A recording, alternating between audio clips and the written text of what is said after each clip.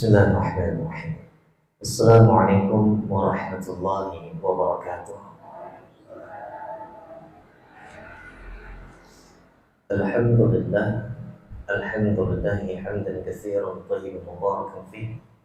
Allahumma shalli wa sallim ala nabiyyina Muhammadin sallallahu alaihi wasallam wa alihi wa ashabihi wa man tabi'ahum bi ihsanin ila yaumiddin. Para orang tua kami yang kami muliakan, para alim ulama kami, para imam kami, guru-guru kami, tokoh-tokoh kami, bapak-bapak, ibu-ibu, bapak-bapak, kakak-kakak, adik-adik, alhamdulillah kembali bermuwajjah di salah satu rumah Allah Subhanahu wa taala sembari meluruskan niat dan sembari menambahkan niat i'tikaf di masjid. Semoga apa yang kita lakukan ini Allah berikan keberkahan dan Allah berikan cucuran rahmatnya kepada kita. Berselawat kita kepada baginda Rasul sallallahu alaihi wasallam dengan senantiasa mengucapkan Allahumma shalli ala Muhammad wa ala Muhammad. Bapak Ibu yang saya muliakan, sekali lagi duduknya kita di sini dalam rangka mengingat Allah. Duduknya kita di sini dalam rangka mengkaji qala Allah wa qala Rasul sallallahu alaihi wasallam dengan pemahaman para ulama. Duduknya kita di sini niatnya untuk menambah keimanan, mencambuk hati untuk senantiasa meningkatkan ketakwaan kepada Allah. Dan inilah tamasya yang hakiki. Inilah tamasya hati di mana setelah di luar sana berjibaku dengan hiruk pikuk dunia, maka istirahatnya di sini.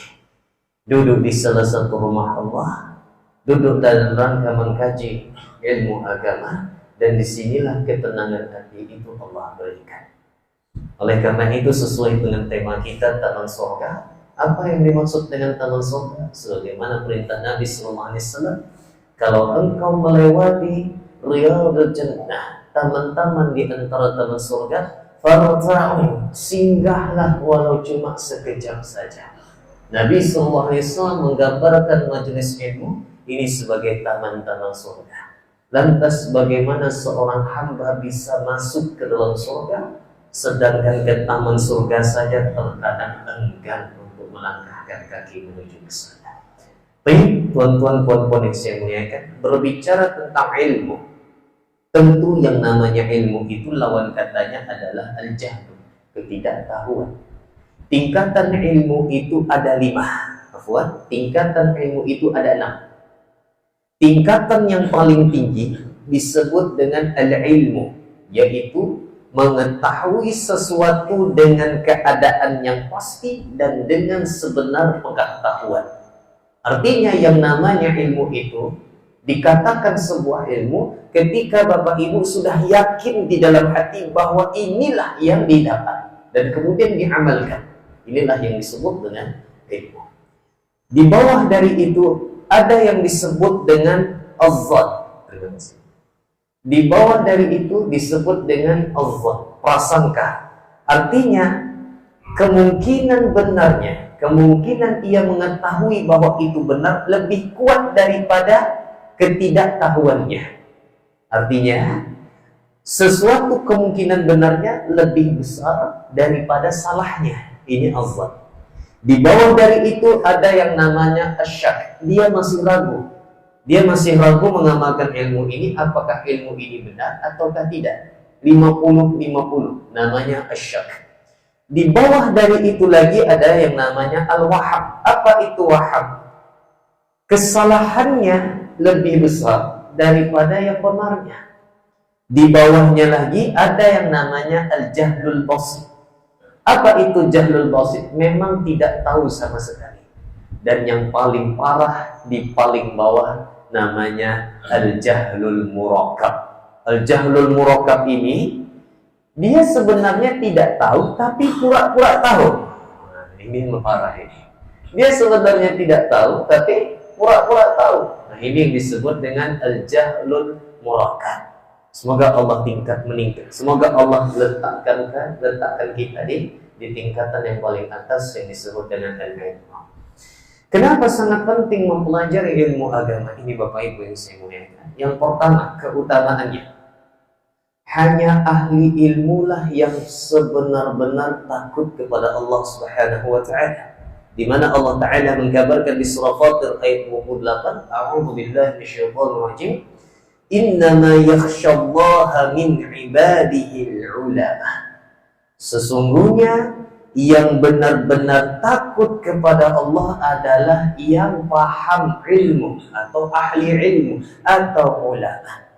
Ilmu yang bagaimana yang perlu dipahami sehingga membuahkan rasa takut kepada Allah Subhanahu wa taala.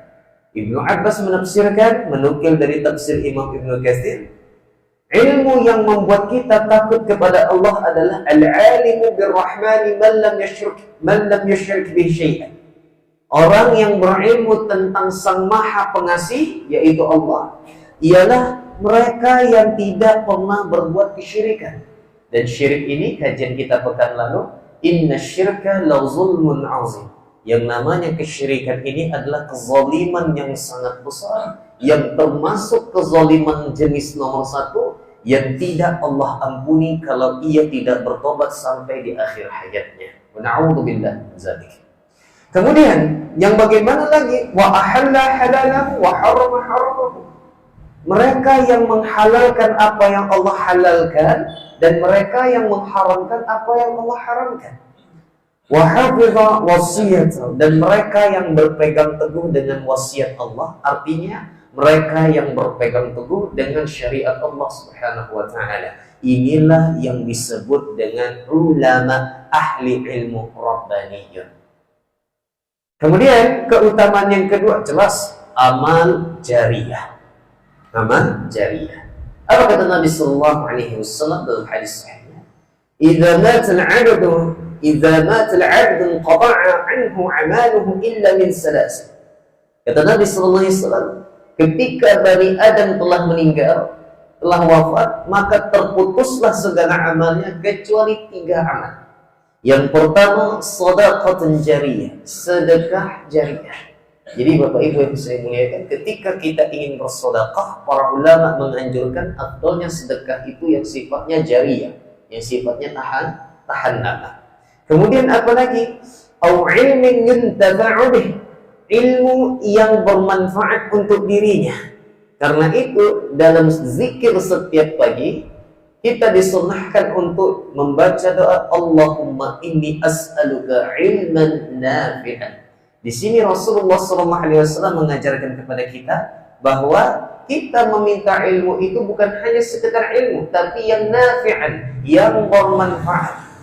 Wa rizqan thayyiban wa amalan mutaqabbal. Dalam doa ini Bapak Ibu yang saya muliakan, sangat luar biasa. Ada hal yang tersirat disebutkan oleh Nabi sallallahu alaihi wasallam. Apa itu? Ilmu yang bermanfaat akan berimbas dari pahamnya mencari rezeki yang halal. Dari rezeki yang halal akan berbuah kepada amalan mutaqabbala, amal yang diterima. Karena 3 hal ini saling berhubungan. Baik. Kemudian apalagi yang menjadi jariyah, yaitu awwaladin shalihin yad'ulah, anak yang soleh yang mendoakan untuknya. Kemudian jalan menuju surga, jalan ringkas menuju surga. Apa kata Nabi sallallahu alaihi wasallam? Wa majtama'a qaumun fi baitin min buyutillah. Tidaklah suatu kaum berkumpul di salah satu di antara rumah Allah, sebagaimana yang tuan-tuan puan lakukan sekarang. Yatluna kitabullah wa yatadarrasunahu bainahum.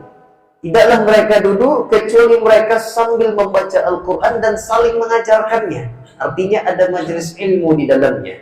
Illa nazalat alaihimus sakinah, kecuali turun ketenangan kepadanya. Jadi ketika kita sudah di luar sana, ya, sudah banting tulang tentang pekerjaan, lain sibuknya, di sini ketenangan yang ada, bukan di diskotik, ya, bukan di tempat-tempat yang kelap-kelip. Ketenangan itu di sini sambil mengingat Allah Subhanahu wa taala, karena sumber ketenangan itu hanya milik Allah. Berapa banyak pun uang kita habis pergi ke tempat hiburan, kalau Allah tidak menurunkan ketenangan itu tidak akan jadi, tidak akan dapat. Yang ada hanyalah kita membuang-buang uang saja. Oleh karena itu pandai kita memposisikan dan memproporsionalkan diri kita di mana ketenangan hati dan sesekali membawa keluarga untuk hiburan. Namun lebih memperbanyak prioritas di tempat yang sakinah itu memang mudah Allah turunkan, yaitu tempat majelis ilmu. Wa ghasyat hubbur rahmah. Kemudian orang-orang yang duduk di majelis ilmu ini akan dinaungi rahmat. Terlepas dari paham atau tidaknya yang disampaikan, duduknya saja tuan-tuan puan-puan di sini itu sudah mendapatkan keutamaan ini. Duduknya saja, terlepas dari paham atau tidaknya, duduknya saja di majelis ilmu itu sudah Allah berikan ketenangan, sudah Allah berikan rahmat padanya. Wa haffathumul malaikah, mereka akan dilingkupi oleh malaikat. Jadi yang duduk bersama kita selain kita dan selain dari bangsa jin, ya bangsa jin duduk sini juga Pak ya, duduk sini juga, ya. Syaitan tetap bisa masuk ke dalam rumah Allah. Buktinya apa? Hadis Nabi Sallallahu Alaihi Wasallam, yaitu tentang permasalahan merapatkan saf. Lalu kata Nabi, karena aku melihat syaitan itu menyelip di antara saf kalian seperti anak domba. Berarti syaitan juga masuk ke dalam masjid, masuk ke dalam masjid. Baik. Kemudian duduk bersama kita di sini adalah para malaikat. Mereka menurunkan sayapnya, memberi penghormatan kepada kita yang ikhlas menuntut ilmu agama. Wa dzakarahumullahu fi man indah. Dan Allah akan membangga-banggakan manusia yang belajar ilmu agama kepada makhluk yang lainnya. Allahu Akbar. Kurang utama apa lagi ilmu agama ini? Baik, kita lanjutkan. Dalam hadis yang panjang sangat luar biasa, apa kata Nabi sallallahu alaihi wasallam? Man salaka tariqan yaltamisu fi ilman, barang siapa yang menyengaja melangkahkan kaki untuk mencari ilmu, menempuh perjalanan untuk mencari ilmu agama, sahhalallahu lahu tariqan ilal jannah. Allah permudah langkah kakinya menuju surga.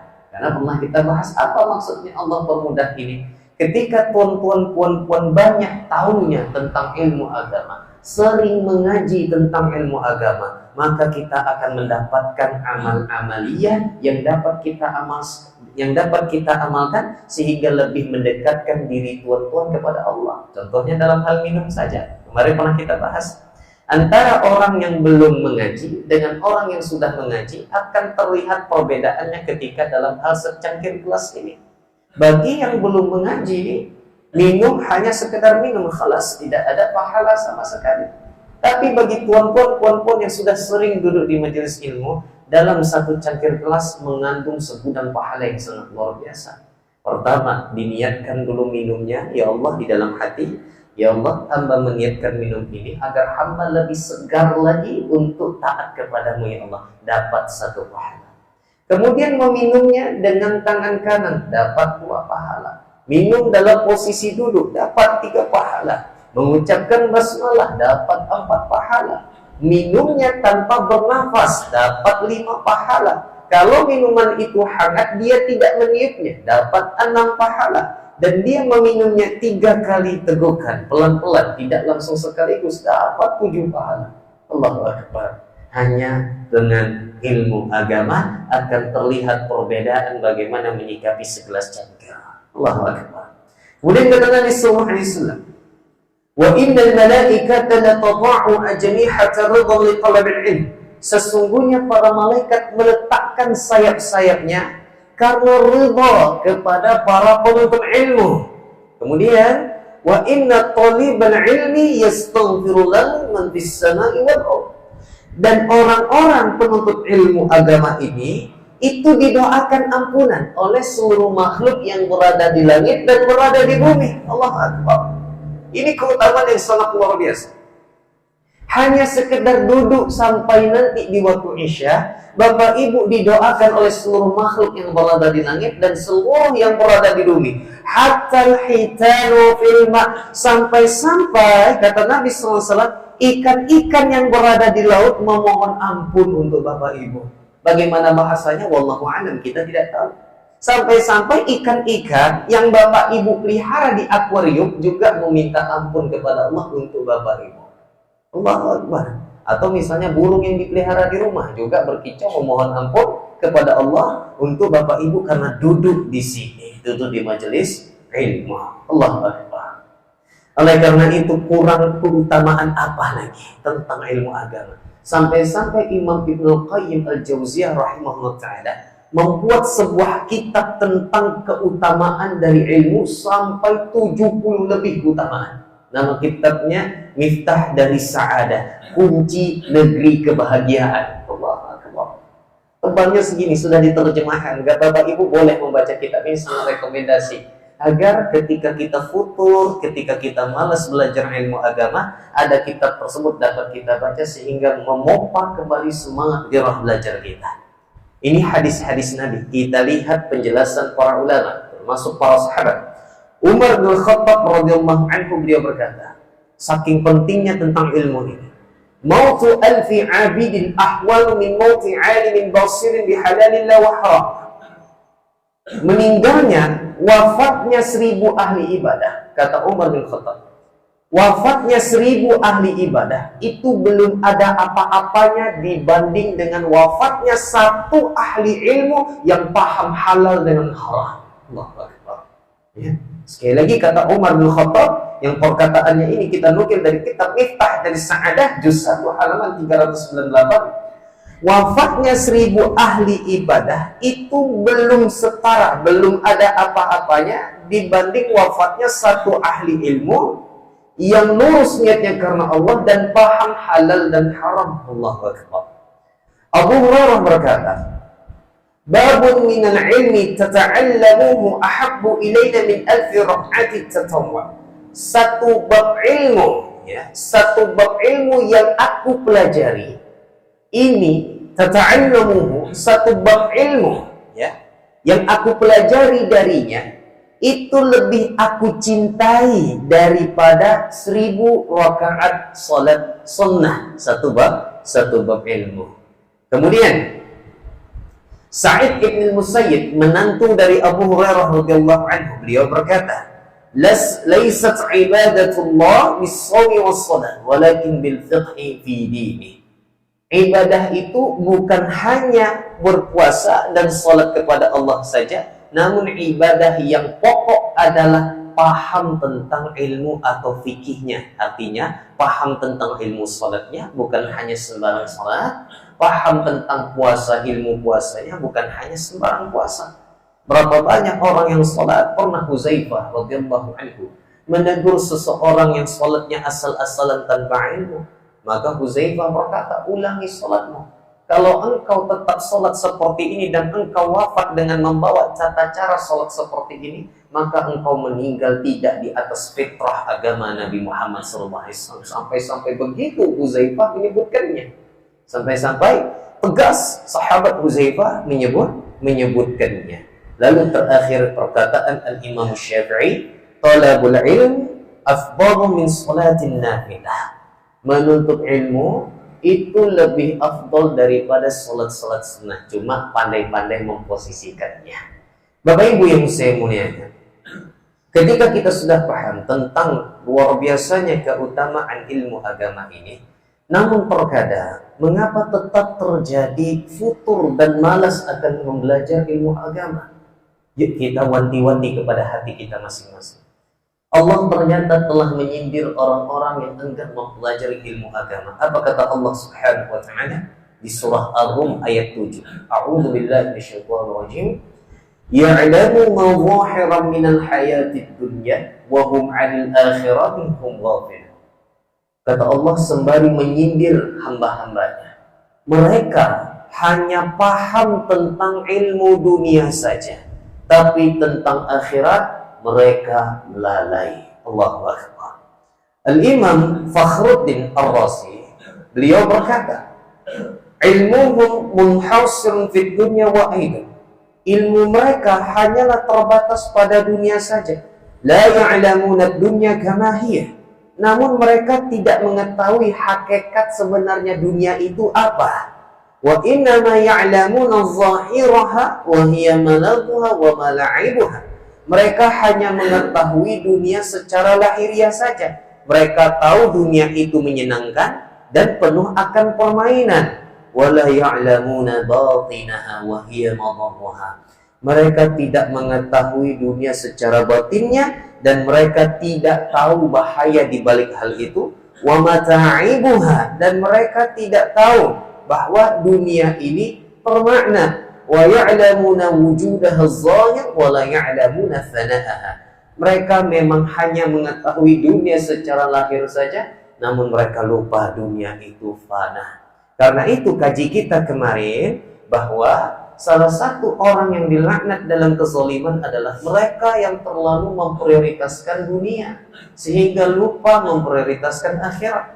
Karena itu mustahil seorang hamba bisa menyeimbangkan dunia akhirat, tidak mungkin. Dan juga di dalam Al-Quran dan hadis tidak pernah tersebutkan bahwa dunia dan akhirat harus diseimbangkan. Yang ada adalah kita memprioritaskan akhirat, dan dunia pasti Allah berikan. Pasti Allah berikan. Namun kalau kita mengejar dunia, akhirat pasti tinggal. Gak mungkin kita dapat disamaratakan. Al-Imam Hasan Al-Basri, Rasulullah SAW bersabda, apa kata beliau dengan sangat tegas? Allah membenci orang yang paham tentang ilmu dunia, mahir dalam ilmu dunia, ahli dalam ilmu dunia, namun jahil dalam ilmu akhirat. Allahu Akbar. Semoga kita tidak termasuk. Dan juga hadis yang sering kita sebutkan, Bapak Ibu yang saya muliakan, kata Nabi SAW, "May yuridillahu bi khair yufaqihu fid-din." Barang siapa yang Allah inginkan ada kebaikan kepada dirinya, Allah jadikan dia paham ilmu agama. Seolah-olah hadis ini menjadi keutamaan bagi mereka yang belajar. Namun ada keterbalikan makna di dalamnya, ada ancaman. Apa kata Imam Ibnu Hajar? Wa mafhumul hadisi anna man lam yatafaqqah fid din aw yata'allama qawa'id al-islami wa ma yattasilu biha min al-furu'i faqad hurimal khair. Keterbalikan makna hadis ini adalah siapapun yang enggan mempelajari dasar-dasar agama, siapapun yang enggan mempelajari cabang-cabang agama, Allah haramkan kebaikan turun kepada dirinya. Lantas apa yang bisa kita harapkan lagi ketika Allah haramkan kebaikan turun kepada rumah tangga kita, dalam keluarga kita, bahkan terkhususnya untuk pribadi kita. Oleh karena itu, Al-Imam Yahya ibn Katsir pernah menyindir. Beliau berkata, "La yunalul ilmu birahatil badan." Ilmu itu tidak bisa didapat dengan cara membawa badan itu santai. Artinya, ilmu tidak bisa diraih dengan badan yang santai. Artinya, datangi ilmu. Al-ilmu yu'ta wa la ya'ti. Ini kaedah-kaedah emas agar ilmu yang kita peroleh itu berkah, Bapak Ibu yang saya muliakan. Ya, bagaimana cara ilmu itu berkah? Ilmu itu didatangi. Al-ilmu yu'ta wa la ya'ti. Bukan mendatangi. Bukan mendatangi. Semakin gigih kita mencari ilmu agama, semakin Allah berikan keberkahan. Tapi kalau hanya sekedar baring-baring di kamar, kemudian buka HP, kan bisa juga dapat ilmu juga di situ. Betul, bisa juga dapat ilmu, tapi kegigihannya tak nampak. Kegigihannya untuk belajar ilmu agama tidak tampak. Oleh karena itu, dimanapun ada majelis ilmu yang membicarakan qala Allah wa qala Rasul sallallahu alaihi wasallam, bukan hanya mayoritas guyonan saja, datangi Bapak Ibu yang saya muliakan. Datangi, dimanapun itu berada, siapapun orangnya, selagi yang dibahas adalah qala Allah wa qala Rasul dan guyonannya lebih sedikit, silahkan datangi. Karena yang kita cari itu adalah ilmu, bukan refreshing lawaknya, bukan itu. Kalau mencari lawakan stand up comedy udah cukup, ya udah cukup. Baik, Bapak Ibu yang saya muliakan, kita lanjutkan. Sampai-sampai kata Imam Asy-Sya'bi, beliau berkata, saking pentingnya untuk tidak bermalas-malasan dalam belajar ilmu agama, beliau berkata, "Lau anna rajulan safara min aqsal syami ila aqsal yaman liyasma'a kalimata hikmatin ma ra'aitu as-safara mudha'ah." Kalau ada orang dari Syam di utara, Pak, pergi ke Yaman, ke selatan, ya, ujung ke ujung, ini memakan waktu perjalanan lebih dari 1 bulan. Dari Madinah ke Syam saja ini perjalanan 1 bulan, karena waktu itu nggak ada kendaraan cepat. Apalagi dari Syam ke Yaman, ini mungkin hampir 2 bulan lebih, ya. Maka kata Imam Asy-Sya'bi, kalau ada orang ingin mendapatkan satu buah kalimat ilmu, lalu dia melakukan perjalanan dari Syam ke Yaman, itu tidaklah itu bukanlah perjalanan yang sia-sia, itulah ilmu. Al-Imam Ahmad ibn Hanbal, Bapak Ibu yang ketika di kampungnya mendengar sebuah hadis dan dia sedikit ragu tentang hadis ini, apakah hadis ini sahih atau tidak. Apa yang dilakukan oleh Imam Ahmad bin Hanbal? Melakukan perjalanan mencari nama rawi dari hadis tersebut. Dicarinya apa? Akhirnya melakukan perjalanan 1 bulan lebih baru ketemu rawinya. Ketika dia tanya, apakah betul engkau mendengar hadis ini dari fulan bin fulan, dari fulan bin fulan sampai ke Nabi sallallahu alaihi wasallam? Maka orang ini menyebutkan sanadnya. Imam Ahmad mendengarkan, kemudian dia menerima hadis tersebut dan pulang kembali hanya untuk mencek kevaliditasan, mencek kesahihan satu buah hadis. Rela Pak berjalan 1 bulan lebih. Kita tak perlu lagi seperti itu, buka HP, tengok hadisnya, ya, hadisnya sahih atau tidak, selesai, tak perlu melakukan perjalanan yang panjang. Tapi begitulah orang-orang dulu luar biasa. Imam Bukhari sampai-sampai pernah makan rumput karena uangnya habis untuk kitab. Imam An-Nawawi, Bapak Ibu yang saya muliakan, Imam An-Nawawi rahimahullah ta'ala 2 kali menjual rumahnya hanya untuk membeli sebuah kitab. Kita jangankan nak jual rumah, ya, kita nggak mungkin saja. Tapi begitulah keluar biasaan hati mereka. Ya, terkadang kita ada uang misalnya, ya, ada uang misalnya 300.000, ada kitab harganya 150.000, terasa berat untuk membelinya. Tapi 300.000 untuk paketan wifi per bulan, tak ada masalah rasanya. Tidak ada masalah. Allahu Akbar. Yang jadi permasalahan adalah sudah berapa banyak tempat majelis ilmu yang sudah kita datangi, tapi kenapa diri kita tetap menjadi orang yang seperti itu? Artinya ada yang lebih penting dari itu lagi. Belajar ilmu bagus, alhamdulillah. Namun lagi terus ditambah belajarnya, yang dicari lagi adalah berkahnya. Ilmu sudah dicari, berkahnya lagi yang dicari. Berkah ini yang luar biasa. Termasuk guru-guru kami menasihatkan, belajar ilmu dari buku yang difotokopi tidak berkah, Pak. Tidak berkah. Kenapa? Terkadang hampir rata-rata buku ada larangan memperbanyak, copyright. Ya Bapak Ibu ya, ada copyright. Bagaimana hukum kita mengkopinya bahkan menjualnya? Gak halal, Pak. Nggak halal karena sudah ada lisensi copyright, tidak boleh memperbanyak kecuali atas izin hak cipta atau penulis. Maka kita nggak boleh untuk memfotokopinya, ya. Karena itu kata guru kami, lebih baik mencatat isi buku tersebut kalau tidak dapat kita membelinya daripada memfotokopinya. Kalau mencatat berkahnya lebih banyak, usahanya lebih nampak daripada hanya sekedar fotokopi saja. Yuk kita lihat. Apa penyebab terkadang keberkahan ilmu itu tidak mengalir kepada kita? Semoga Allah tetap memberikan keberkahannya kepada kita. Yang pertama, niat yang sudah keliru di awal dan mencari popularitas. Nah ini berat nih Bapak Ibu sekalian. Niat yang sudah keliru dari awalnya menuntut ilmu dan niatnya hanya sekedar untuk mencari popularitas. Apa kata Nabi Sallallahu Alaihi Wasallam? Ini nasihat untuk diri saya juga. Man ta'allama ilman mimma yubtagha bihi wajhullahi 'azza wa jalla la yata'allamuhu illa liyusiba bihi 'ardan min ad-dunya lam yajid 'arfal jannati yawmal qiyamati ya'ni rihaha. Barang siapa yang menuntut ilmu agama yang seharusnya ia niatkan mencari wajah Allah, namun ternyata ia niatkan untuk mencari keuntungan dunia, maka dia tidak akan mencium bau surga. Kita misalnya ingin belajar agama agar nanti menjadi seorang ustadz yang akan diberikan amplop dan berketerusan, atau nanti agar dimuliakan oleh manusia, disegani oleh manusia. Kemudian tangannya disalam-salam dan ia dengan bangganya, Masya Allah, la haula wala quwwata illa billah. Hati-hati, tidak akan mencium bau surga. Atau misalnya kita paksakan diri kita untuk menghafal Al-Quran agar nanti digaji lebih besar, nanti masuk ke masjid yang sangat besar, kemudian nanti kita digaji sekian dan sekian-sekian, dengan niat itu prioritas, hati-hati, tidak akan mencium bau surga. Atau misalnya di kalangan anak-anak pondok pesantren, ya, datang ke majelis ilmu tabligh akbar, niatnya agar bisa ketemu sang kekasih, atau niatnya agar misalnya sang kekasih mau menerima dia, hati-hati, Allah tidak akan memberikannya bau surga. Karena itu memang diharuskan niat mencari ilmu ini karena Allah Subhanahu wa taala, bukan karena yang lainnya.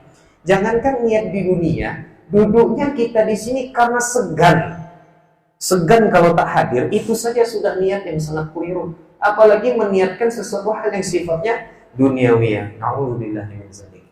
Ya, kalau itu prioritasnya. Kemudian kata Nabi sallallahu alaihi wasallam, "Man talabal ilma liyumariya bihi sufaha." Barang siapa yang menuntut ilmu, niatnya hanya untuk berdebat saja agar dia menang debat dengan dalil-dalil hujjah yang ada. Niatnya bukan mencari kebenaran. Au liyubahiya bihi ulama, atau untuk menandingi para ulama. Ya, misalnya dia belajar ilmu agar nanti bisa mengkoreksi Ustadz Adi Hidayat. Allahu Akbar. Banding dengan kita, Pak, Bapak Ibu yang mulia, bagaimana mungkin kita menilai mutiara yang kita tak tahu kalau itu mutiara? Bagaimana mungkin kita menilai seorang alim ulama yang besar ilmunya, kita nilai dengan ilmu kita yang kecil?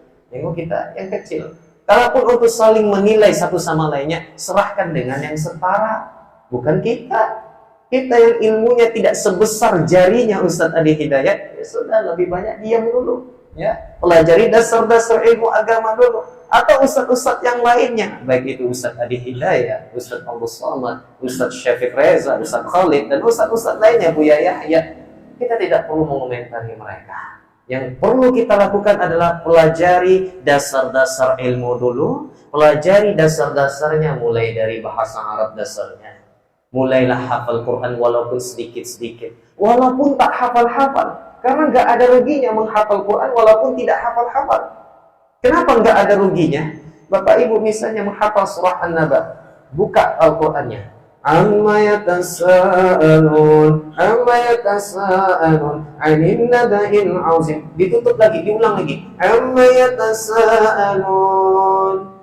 Allahu samad. Oh, bukan, dibuka lagi. Amma yatasaalun 'anil naba'il 'azim. Buka tutup, salah, buka tutup. Enggak lengket hafalannya. 1 huruf 10 kebaikan. Diulang-ulang terus, sudah berapa puluh kebaikan yang Bapak Ibu dapat. Karena itu hafalkanlah walau tidak hafal-hafal. Nggak ada ruginya, tidak ada ruginya. Yuk kita lanjutkan lagi. Atau niatnya liyasrifa wujuhan nas. Dia belajar ilmu agama agar kelak nanti dimuliakan oleh manusia. Maka kata Nabi sallallahu alaihi wasallam, fahuwa finnar, mereka itu di dalam neraka. Kemudian dalam hadis sahih yang lainnya kata Nabi sallallahu alaihi wasallam, la ta'allamul ilma litubahu bihi ulama. Janganlah engkau menuntut ilmu agama dengan niat menandingi para ulama atau berdebat, atau wala takhayyaru bihil majalis. Janganlah engkau belajar ilmu agama agar engkau yang senantiasa dipilih dalam majelis. Kalau ada orang yang lain yang dipilih untuk mengisi majelis, ia marah, ia dengki, ia iri. Kenapa tidak saya? Kan saya lebih berilmu daripada dia. La ilaha illallah, la haula wala quwwata illa billah. Ini kalimat yang mengerikan. Dan lagi-lagi hadis yang sering saya sampaikan, kata Nabi sallallahu alaihi wasallam, "Summa ya'ti min ba'dikum aqwamun yaqra'una al-Qur'an." Nanti setelah kalian akan ada kaum-kaum yang mereka membaca Al-Qur'an. Yaqra' di sini kata para ulama hadis bukan hanya sekedar membaca, mereka mengkajinya, mereka mentilawahnya, mereka paham tahsinnya. Mereka baca Al-Quran.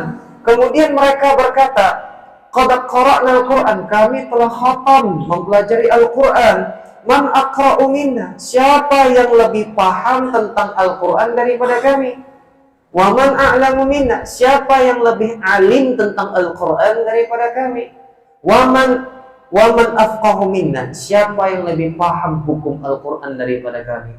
Lalu Rasulullah bertanya kepada para sahabat, hal fi ulaika min khair, apakah mereka dalam kebaikan? Maka para sahabat serempak menjawab tidak. Maka Nabi melanjutkan, ulaika minkum min hadhil ummah wa ulaika hum waqudun nar. Mereka itu ada pada umatku dan mereka adalah pemantik bahan bakar api neraka. Nauzubillahi min dzalik. Namun terkadang ucapan tersebut pernah kita ucapkan kepada anak kita. Kalimat seperti ini terkadang pernah kita ucapkan kepada anak kita. Anak kita mengeluarkan sebuah kalimat kebenaran dari lisannya untuk mengkoreksi kesalahan kita sebagai orang tua. Tapi terkadang karena tingginya ego kita sebagai orang tua, apa bahasa kita tidak menerima kebenaran tersebut. Mika tak tahu apa-apa, bapak ini udah banyak makan asam dan garam. Nah, kalimat tersebut sering terucap terkadang kepada kita. Mika tuh tak tahu apa-apa, Mika masih budak kecil. Nah, bapak ini udah banyak nih makan asam dengan garam laut, udah pernah tercebur ke laut juga. Ya, kalau itu benar yang disampaikan oleh anak kita, perlu dia ucapkan terima kasih. Terima kasih ya nak, belum dia. Namun begitulah syaitan mempermainkan kita. Kesombongan itu muncul dari berapa sisi. Pertama dari ilmu, yang kedua dari jabatan, yang ketiga dari harta, yang keempat dari usia. Allahu Akbar. Ini 4 sumber kesombongan yang terkadang kita dan termasuk saya terkadang terjerumus ke dalamnya. Itulah yang namanya sombong, merendahkan manusia. Allahu Akbar. Bapak Ibu yang saya muliakan. Kemudian tadi niatnya tidak lurus, tidak ikhlas dan suka untuk dipuji, suka akan popularitas. Padahal Nabi sallallahu alaihi wasallam bersabda, "Iyyakum wat-tamadhuha fa innahu dzabh." Jauhilah sifat dipuji, jauhilah sifat suka dipuji. Karena dengan dipuji-puji itu seakan-akan engkau disembelih. Artinya apa? Ada satu hadis yang lain, Bapak Ibu yang saya muliakan. Pujian manusia kepadamu itu hadiah dari Allah. Apa maksudnya? Satu sisi Nabi melarang kita untuk menyukai sifat puji-pujian. Tapi satu sisi Nabi mengatakan pujian orang kepada Anda itu adalah hadiah dari Allah, artinya Allah meridhoi apa yang kita buat. Ternyata di sini perbedaannya pada niat. Kalau kita beramal niatnya memang agar untuk dipuja dan dipuji, ini sudah salah. Tapi kalau niatnya itu tidak ada, tiba-tiba tetangga bapak memuji bapak, ya, maka itu hadiah dari Allah Subhanahu wa taala. Orang yang ikhlas itu dipuji dia tidak naik, dicaci maki dia tidak berhenti. Kalau dia tetap di jalan yang benar, insyaallah ta'ala. Kemudian apa penyebab tidak berkahnya ilmu agama? Ini yang paling pokok sebenarnya juga. Maksiat. Sudah berapa banyak majelis ilmu yang sudah kita datangi, tapi kenapa kita tetap menjadi sosok yang seperti ini? Bisa jadi karena kemaksiatan yang langgeng kita lakukan. Apa kata Imam Ibnu Qayyim dalam kitabnya yang sangat luar biasa? Bapak Ibu bisa cari di selatannya, sudah ada, saya ketemu tokonya. Saya ketemu toko yang menjual kitab terjemah Ad-Da'wah wa Ad-Dawah atau Jawabul Kafi liman su'ila 'ani Syafi'. Kitab tentang bahaya maksiat, ada 70 lebih bahaya maksiat. Tokonya ada di selatannya. Allahu Akbar. Nomor 1 Imam Ibnu Qayyim menyebutkan tentang bahayanya maksiat. Beliau letakkan nomor 1 hirmanul ilm, terhalangnya dari ilmu agama. Terhalangnya dari keberkahan ilmu agama. Fa innal ilma nurun yaqdhifuhu Allahu fi qalbi. Ilmu itu adalah cahaya dari Allah yang dimasukkan ke dalam hati manusia. Wal maksiyatu tutfi'u dzalikan nur. Dan maksiat memadamkan cahaya itu.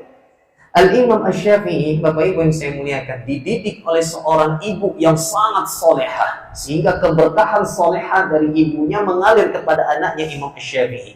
Ketika ibunya menyuruh Imam Asy-Syafi'i untuk belajar merantau. Karena itu, untuk anak-anak kita, kalau ingin luas ilmunya, merantau. Jangan seperti katak dalam tempur. Merantau, pergi jauh dulu. Ya, minimal keluar dari kampung dulu untuk belajar ilmu. Agar dia minimal mendapatkan pengalaman. Bagaimana menyikapi orang yang seperti ini. Bagaimana menyikapi orang yang seperti ini. Semakin banyak yang dia hadapi dan dia temui, semakin banyak pengalaman ilmu yang akan dia dapatkan. Baik, kita lanjutkan. Jadi kebiasaan ulama dulu memang merantau. Al-Imam Asy-Syafi'i diperintahkan oleh ibunya untuk pergi merantau ke Madinah. bertemu dengan Imam Malik ibn Anas ibn Malik rahimahullah ta'ala, sang penulis kitab Al-Muwatta, terdiri dari 5.000 hadis lebih. Dalam perjalanan dari Mekah ke Madinah ini memakan waktu 7 hari kurang lebihnya. Dalam perjalanan itu kitab Al-Muwatta itu sudah dipegang oleh Imam Asy-Syafi'i. Dalam perjalanan itulah Imam Asy-Syafi'i menghafalnya.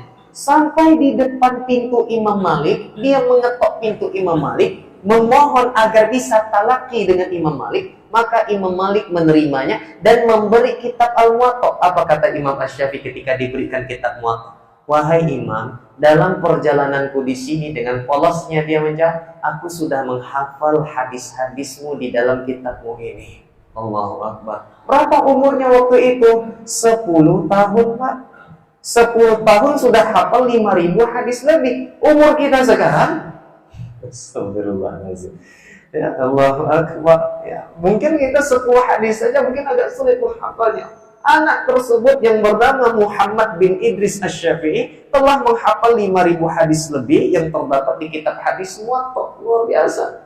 Akhirnya Imam Malik memberi nasihat, wahai anak muda, aku melihat Allah memberikan cahaya di dalam hatimu, jangan engkau padamkan dengan maksiat kepada Allah. Kemudian Isya jam 19. Berapa menit lagi, Pak? 1 menit lagi, Pak. Baik, terakhir kisah Imam Asy-Syafi'i lagi. Imam Asy-Syafi'i pernah mengadu, syakautu ila waqi' su'a hibzi fa arsyadani ila tarki ma'asi wa qala a'lam bi anna al-'ilma fadlun wa fadlullahi la yu'tahu bi'asi. Imam Asy-Syafi'i pernah berkata, aku mengadu kepada Imam Waqi' tentang buruknya hafalanku. Kenapa buyar hafalan Imam Asy-Syafi'i? Karena tak sengaja melihat betis wanita yang tersingkap di pasar. Tak sengaja, Pak, bukan sengaja, tak sengaja. Akhirnya buyar hafalan Imam Asy-Syafi'i. Mengadu kepada gurunya Imam Waqi' ibn al-Jarrah rahimahullah ta'ala. Akhirnya gurunya memberikan nasihat untuk menjaga diri dari maksiat kepada Allah. Kita jangankan betis lagi, Pak. Lebih dari itu mungkin tidak terlihat. Tak sengaja tanda, ya. Apalagi sampai mengatakan rezeki. La ilaha illallah, jangan terucap kata-kata seperti itu. Bapak Ibu yang saya muliakan, minta tolong. Bapak Ibu yang saya muliakan, mungkin hanya itu yang dapat saya sampaikan. Banyak lagi hal-hal lainnya yang menyebabkan ketidakberkahan ilmu kita. Namun semoga dengan kajian kita malam ini lebih bersemangat kita untuk memperdalam ilmu agama Allah Subhanahu wa taala, karena ini investasi akhirat kita, keselamatan dunia dan akhirat kita. Lebih dan kurang saya mohon maaf. Kalau ada kekeliruan dalam materi dan lisan, mohon dimaafkan, mohon tunjuk ajarnya. Terima kasih banyak. Subhanallah hamdika asyhadu an la ilaha illa anta astaghfiruka wa atubu ilaik. Assalamualaikum warahmatullahi wabarakatuh.